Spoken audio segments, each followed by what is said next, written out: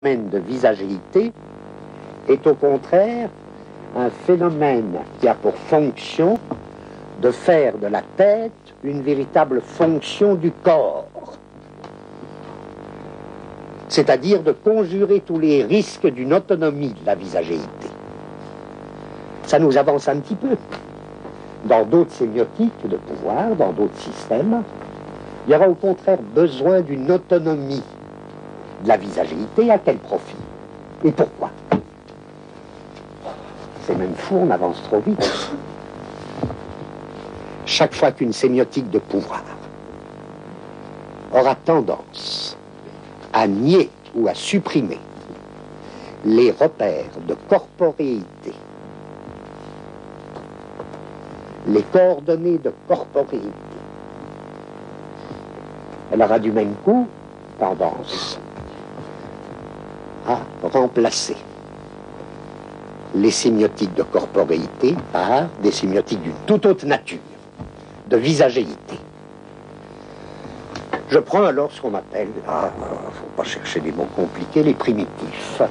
Ou bien je dis, parce que c'est un mot commode, si on essaie de lui ôter tout son aspect évolutionniste, appelons ça provisoirement, sans même se justifier, appelons ça des sémiotiques présignifiantes. Les sémiotiques primitives. Qu'est-ce qui se passe dans les sémiotiques primitives? Ben là, on assiste à toutes sortes de composantes qui s'entrecroisent, qui se laissent jamais dominer par un signifiant. C'est pour ça que on peut les appeler présignifiantes, qui se distribuent pas d'après des chaînes signifiantes, mais qui renvoient simultanément à des composantes gestuelles, à des composantes rythmiques, à des composantes orales, ce qui ne veut pas dire des composantes de visage, à des composantes orales, à savoir la bouche comme cavité. C'est pas le visage, la bouche comme cavité. On peut dire que ces sémiotiques présignifiantes, si j'essayais de les caractériser, d'en donner certains caractères, je dirais corporéité, y compris dans leurs appareils de pouvoir, corporéité, animalité, rapport intime avec des devenirs animaux,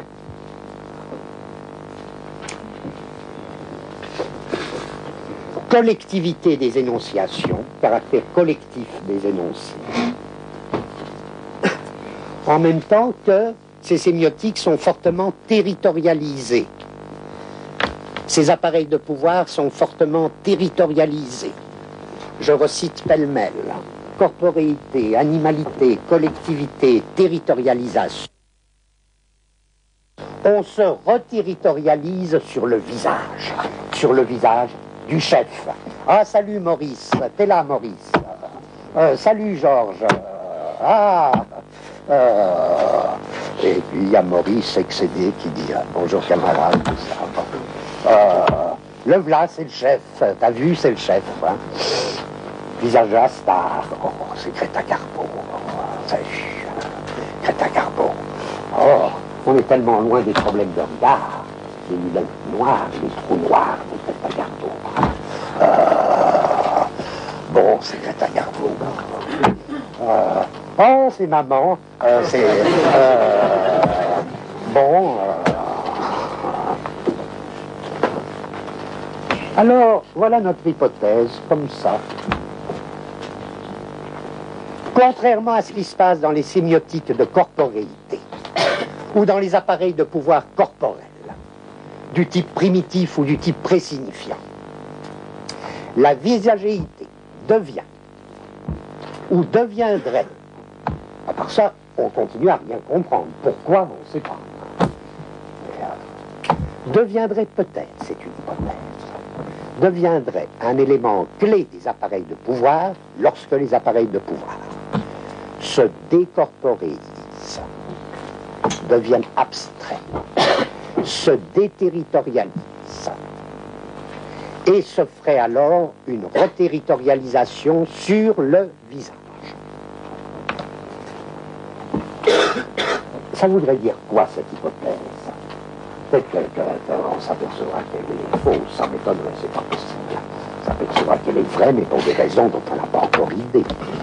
Elle est sûrement vraie, elle ne peut pas être fausse. Alors, ça nous entraînerait à quoi? Finalement, à dire une chose très simple. C'est que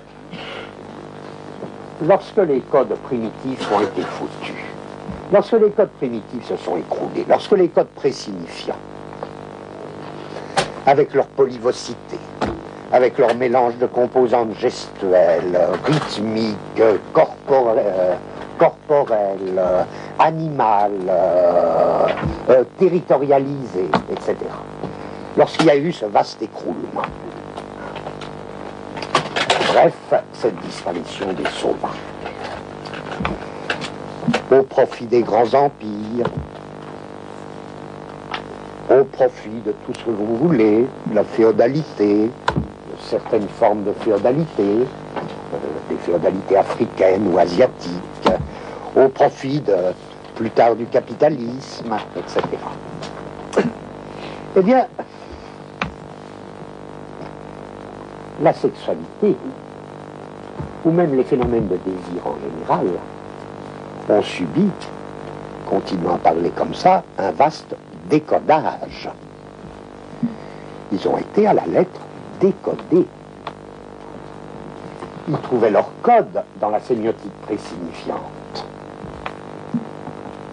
Les femmes, le caractère collectif des mariages, les enfants, tout ça c'était très bien situé, enfin c'était situé. Là se fait évidemment un décodage du désir, de la sexualité, des femmes, des enfants, des flux de femmes, des flux d'enfants décodés.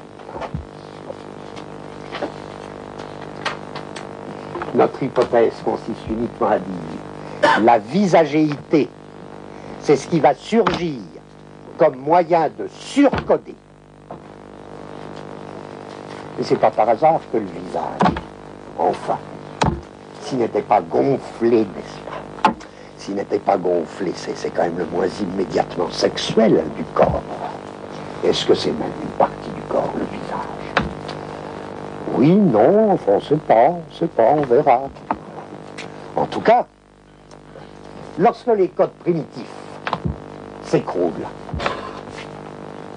lorsque donc le désir traverse cette épreuve de décodage, il se fait surcoder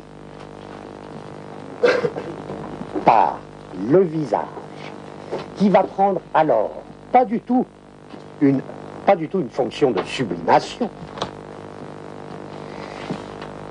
qui ne va pas au besoin être directement sexuel lui-même, mais qui va pourtant appartenir parfaitement et être une partie intégrante de la sexualité. Sous la forme, le visage, ça va être le surcodage de la sexualité. Et notre manière de surcoder la sexualité, suivant les vœux et conformément aux directives des appareils de pouvoir incorporels, déterritorialisés, etc., c'est le visage. Les yeux de ta belle, le regard de ton chef. Et voilà que tous ces visages, le visage d'un star, les yeux d'Elsa, les yeux d'Elsa, ouais.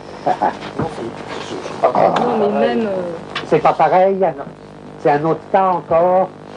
Bon, faut pas toucher aux yeux d'Elsa. Il y a touché, oui, en tout cas. Même Oui, sans oui. prendre tous ces exemples... Oui, et qu'est-ce qui s'est passé? Qu'est-ce qui s'est passé? Même sans prendre tous ces exemples, hein, il y avait quelque chose que j'avais envie de dire quand même, c'est que l'autre jour, après le petit incident, j'ai quand même entendu dire oui, mais